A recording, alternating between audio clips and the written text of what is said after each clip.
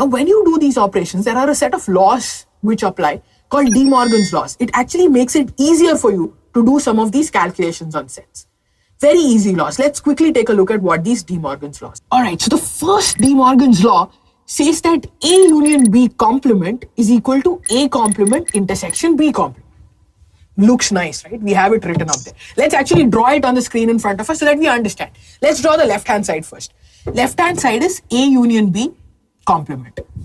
Let's take the same universal set. We have A and B intersecting each other, right? Inside the universal set. Now, A union B. What is A union B first? This highlighted part will be A union B. We want to take the complement of this. That means everything which is not in A union B. So let's make A union B black and shade everything else. Perfect. So now the colored part in this particular diagram is nothing but A union B complement. Let's look at the right hand side. So let's take the same diagram here. Now the first thing that we want is A complement.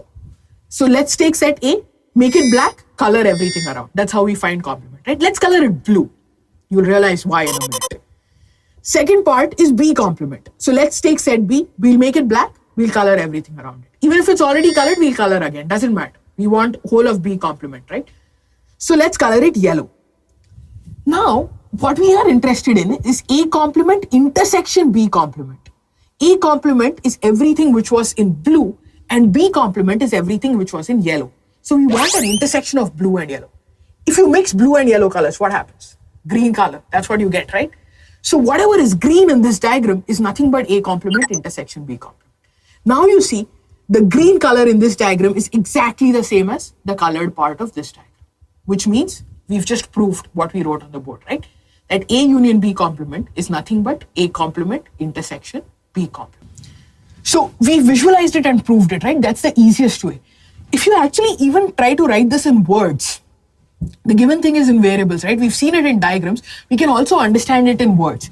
Left-hand side, if you write it in words, what is it? It's neither in A nor in B. That is what A union B complement means, right? What does A union B mean in words? A union B is either in A or in B. Complement of that will be neither in A nor in B. That's the left-hand side. Right-hand side, what is A complement? A complement is not in A. B complement is not in B. Intersection means and.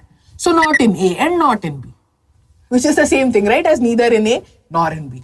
So if you write it in words, your left-hand side and right-hand side are exactly the same. If you see the diagram that we drew, there also you can see that both mean exactly the same thing.